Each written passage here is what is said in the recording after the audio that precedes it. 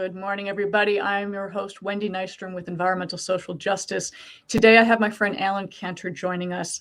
Alan is a risk management expert. So welcome to the show, Alan. Thank you, Wendy. Glad to be here. Very glad to have you. And the most interesting part about Alan is he finds insurance fun. I don't. Explain to people how insurance is fun. Well, life is an indulgence in our senses and risk. You just by getting up and walking wherever you may go, life is filled with risk. We tend to process it in real time and manage. When you're coming to a street, and you want to cross the street, and it's a beautiful day, you don't just, if there's any and if there's a light, you stop. That's risk management. That's being proactive. We are constantly consumed by possible issues that may impair our ability to achieve what we want to achieve. It's just that we internalize it and don't think about it. There's only one industry on the planet that thinks about it all the time, and that's called the insurance industry. And we think about it so that you don't have to. And I like that because, it's funny. We do take risk every day. We do manage our risk every single day, but we don't think about it in that sense of, oh, I'm managing insurance in my own head. We don't think about that. And as you and I have talked many, many times, is everything is run by insurance, including every corporation out there. They won't operate unless they have risk management. Correct. The insurance industry is the one industry for which everything else stops without it. Yeah. And one of the things, oh, go ahead. Sorry. Go ahead. No, I was just going to say, this isn't just about touting risk management and insurance and every company needs it, but there is a fundamental reason for the insurance industry to exist. And most people hate insurance. They say, oh, they're just out to get you. They're out to not cover you. But the reality is, if you are properly managing your risk, your company will flourish, your lifestyle will flourish. Most people don't know that. They don't see it that way. Most people think in business, your objective is to try to identify a way of coming up with a service or a product to satisfy demand. And your dream is that the demand needs your ability to produce it so that you will get rich and have a lot of fun and serve a lot of benefit, provide a positive benefit, have a positive return. Now, in doing that, in dreaming about what you might produce and how you're going to help people live their lives better or improve some process or solve some problem, which that's the notion of business, to find need. Sometimes the notion of potential risks that may be hidden in the process can be overlooked. Okay. And what the insurance industry plans does is it says we'll take care of that area so you can focus on what you enjoy and what you need to achieve your objectives. Yeah. We will try to identify metrics in every aspect of the process and metrics that will indicate possible opportunities that might expose you to risk, make provision for, and take care of them for a reasonable return. Yeah, that is very true. Now, a lot of people won't think of it in that way. They'll just like, oh, they're out to get me, they're out to think. But can we just go back for a second? Before we went live, you mentioned that you trekked across the Sahara Desert. And that was kind of like a moment in your life where you realized you wanted to talk about risk and talk about risk management. How did you connect a trek across the Sahara to working in risk? Unintentionally. It was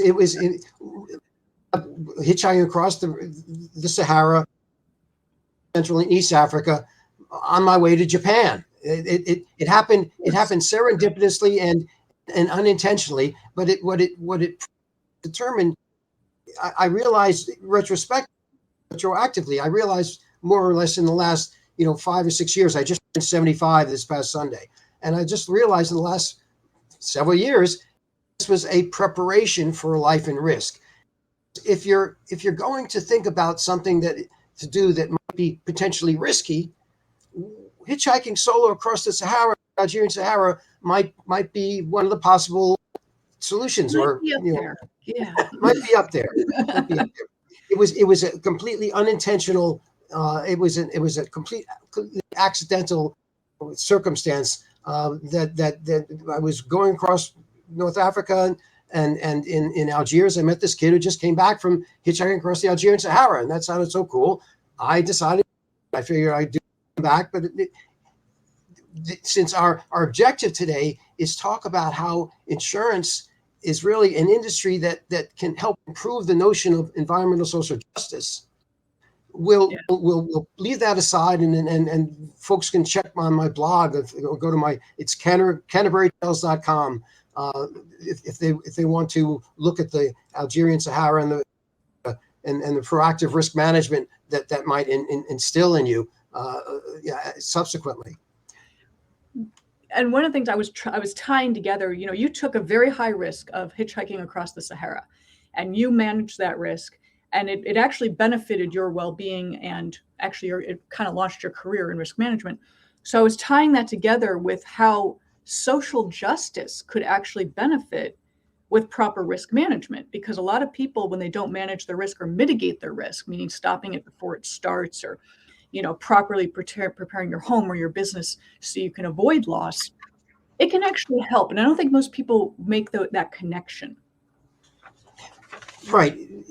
In order to achieve benefits for the environment, we need to identify what are the potential threats or possible adverse outcomes of activity that might adversely impact the environment. Yeah.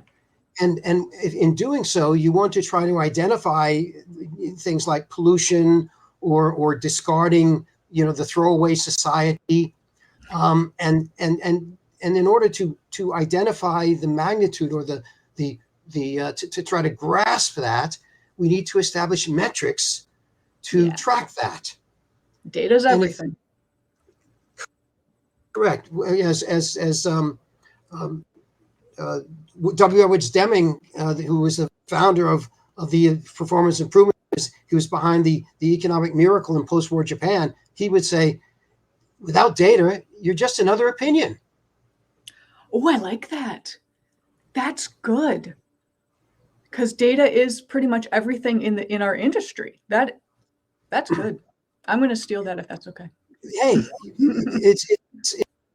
it's publicly available. It's whatever can help any of us better grasp the potential adverse outcomes of our well-intended activities is a positive.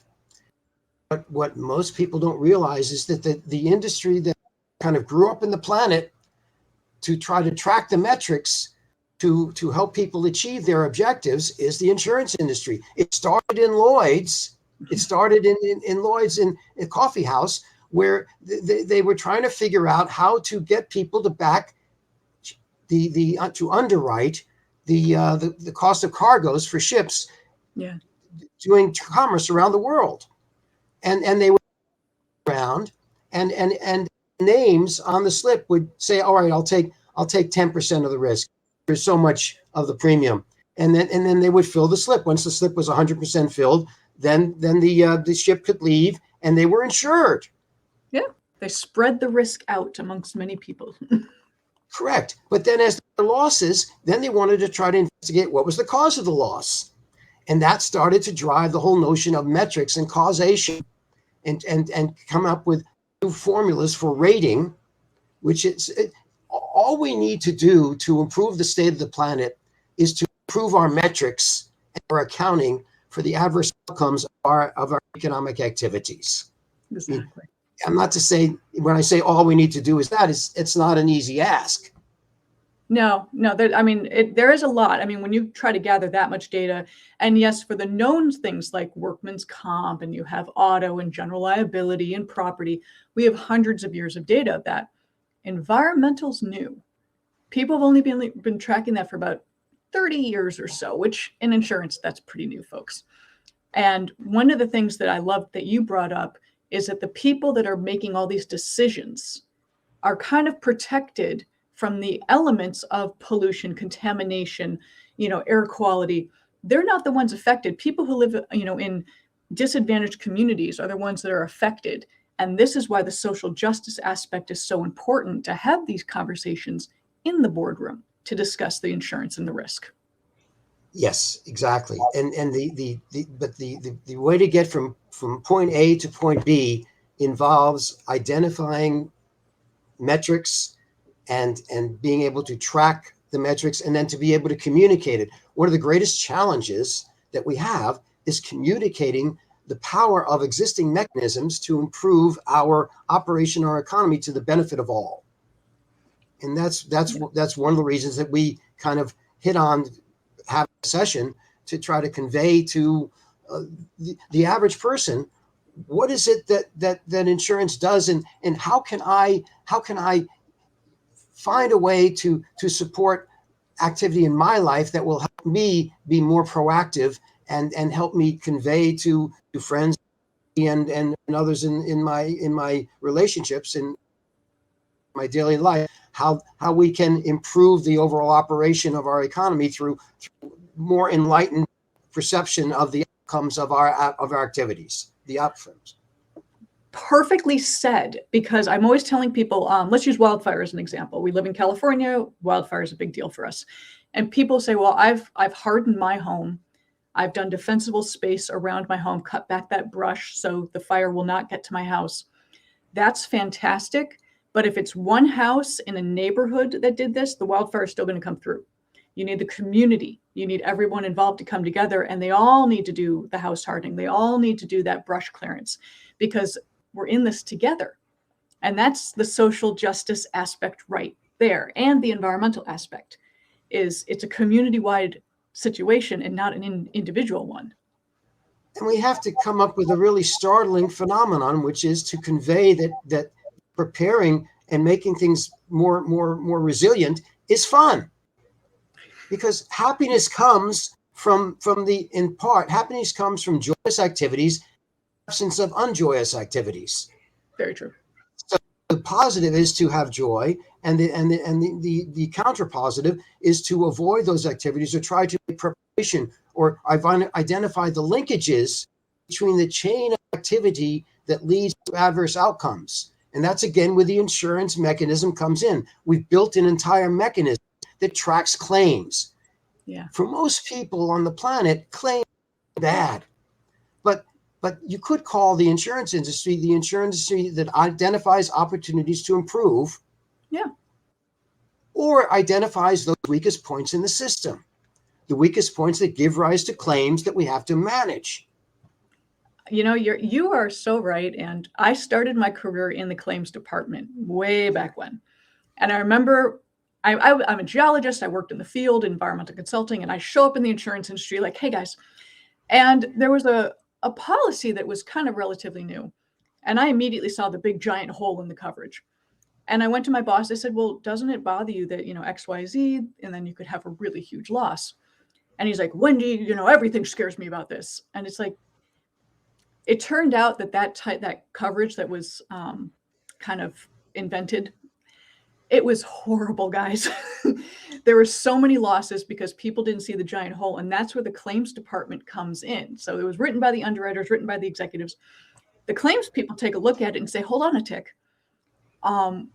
We see something here that it could be a problem. And that's why I'm always telling people, listen to your claims folks, listen to the claims people. They're going to see the losses. They're going to see what's not happening. They're going to see what's missing. They're the ones you really need to listen to say, here's how we can make it better for everybody. We can tell our client, you got to do these things. And not only will your coverage improve, but your premiums will go down. Less risk, less exposure, less premium. You were the canaries in the coal mine. Yeah, they really hated me for that. Oh man, that guy hated me. Well, he was like, who the heck are you? Well, the fellow who came with the you shoot the messenger came, traces back to Marathon, who delivered the bad message to the Athenians. He was put away. Yeah. I definitely got shot on sight for that one. But, that's what you got to start listening to, people like you, Alan, who have this data locked in your head. You have many years of knowledge in there. The data points that you can just pull out of a hat. You and I have spoken for hours at times, and you just pull data out because you know this and you've been working on this over and over. And going back to the social justice aspect, if you can teach people not just individuals, but corporations, because everything comes out, if a corporation has more losses, then it's more, less people get affected down the line. That being said, you help people fix that. You help them identify their risk and fix it. Yeah, in part, it's because we help to try to reveal unknown unknowns in the environment. Yeah. And the thing is, it's a continuous process. It's a continuous process, and you mustn't be discouraged by any kind of setbacks, because it's not like if failure is desired, but if you only achieve perfection in the next life, I like to say. And what we want to do is we want to try to have a notion that we want to continuously improve every aspect of our identification of potential adverse areas of outcomes from our positive to improve things.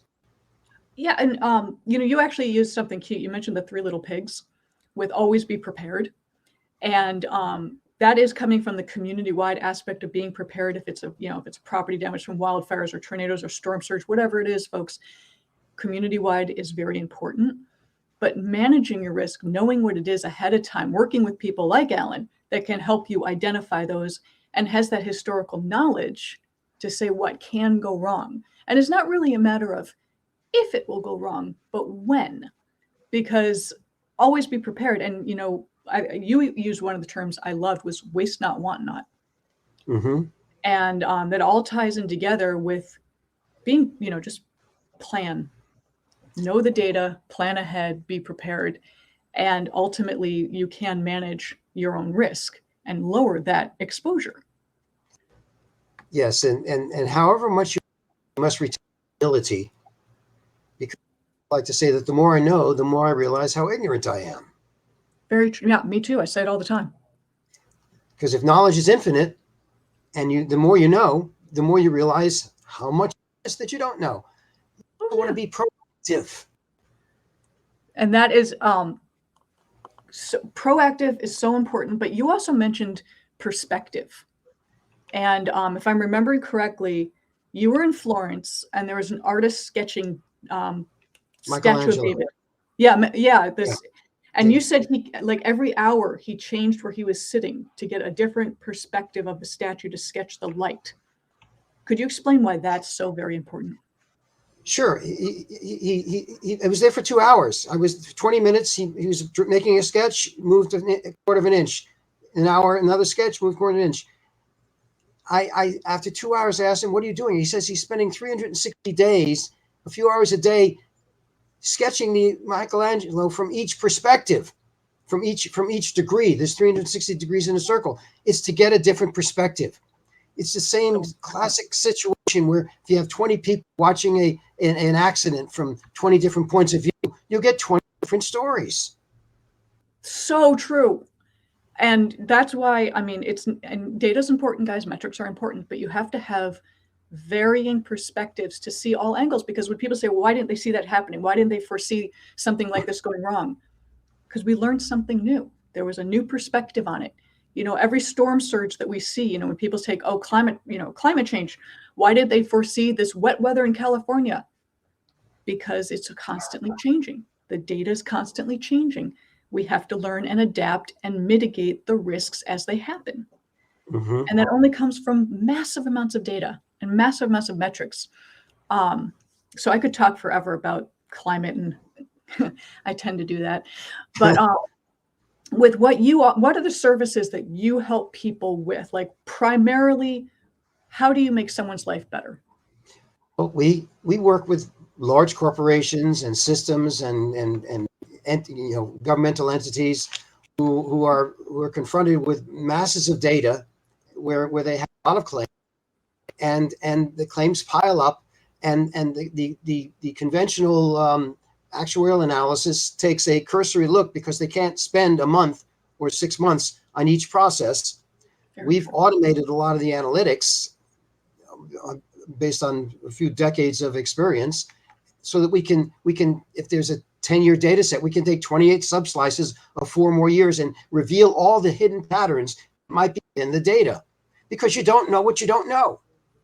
and we've been able to help companies like save 15-20% on their reinsurance costs, and identify opportunities to improve, and also being able to document what works and what doesn't. And the only way you do that is by exhaustive deep dive analytics. And one of the things to really drive home, when you have large corporations, government entities, et cetera, there are thousands and thousands of claims. And the claims person in your company or the risk manager in your company does not have the time to do that data analysis. They just don't. They are bombarded with renewals, claims, certificates of insurance, getting data from the other departments so they can do their reinsurance and their renewal processing. It's impossible. So if you're thinking, oh, I'll just have, my risk management person do that, it's not possible for one person to tackle. It's not possible for a couple people to tackle if you have a large corporation. It needs something specialized where you already have that formula down. You already have that data set. You can plug it in and you can slice it and dice it and find the patterns. So my background being science, statistics were a huge part of my thesis. My professor said, find the pattern. And I would spend hours staring at the computer of numbers, just numbers, looking for the patterns. And that is the most important thing. If you have the ability to do that without losing your mind because it's tedious, that itself is extremely important. And that's what you do. You solve these problems for people. You get it. Well, I do have an insurance background. I kind of get this. But it's exactly what I would see when I was in the field looking at, contamination and pollution and looking at the data. I would find the patterns. And isn't it a thrill? It's a joy. Sometimes, other times I was just like, good God, it's too much. Yes. It takes patience. It takes an enormous amount of patience to do that. Correct. Yes. And yes. I remember one time I sat at I think I was at a stereoscope for 4 hours once. And my professor's like, you need to get up and move. Because I was looking at samples. And so that's where my patience ended. After that, well, you were finding Waldos everywhere. I was finding a lot of Waldos that day. But it takes a certain level of intelligence and patience that very few people actually have. And on that, Alan, how do people find you? Because this is a service that most people need and don't realize they need it. It's riskanalysisservices.com. And they can call me 310-922-1994. I'm in Santa Monica. So if you're in India, please think about it. It's 2.5 hours away. But you can work internationally. You can offer these services worldwide because data is data. It doesn't matter where you are. Correct. I did a big project for a large European chemical company. Yes, anything is possible. Risk is global.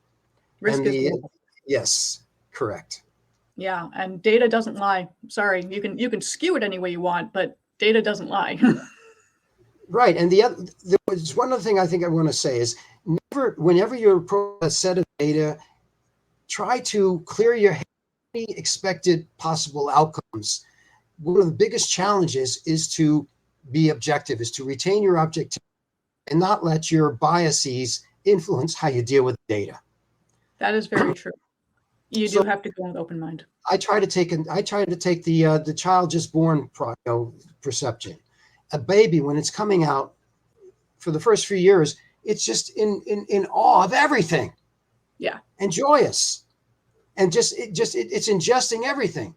If the baby does not have any built-in biases, as we develop over the years and we see experience, but just because there's been experience, it's going to be the same way, or the areas contributing to it might be all the same.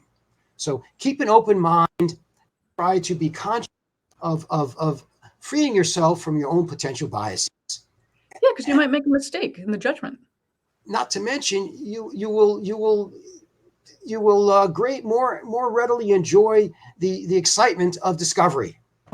That is true. I can say that some of the times when I would sit down in the lab and I would discover something. It was kind of like, oh, it's kind of neat. Finding those europium spikes. Some of those days were exciting. On that, guys, Alan Cantor, you can also be easily found on LinkedIn. That is a very good resource to find Alan, because he is all over LinkedIn posting quite frequently. And you'll see him posted with this video as well. But guys, check out Alan Cantor. He's based in Santa Monica. Please be wary of the time change if you are calling internationally.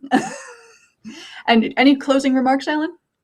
Just thank you so much. I think you are just an amazing resource in helping to communicate the often obscure of environmental social justice. So celebrate your work. Thank you. And wish you the greatest. May you continue to your 75th birthday.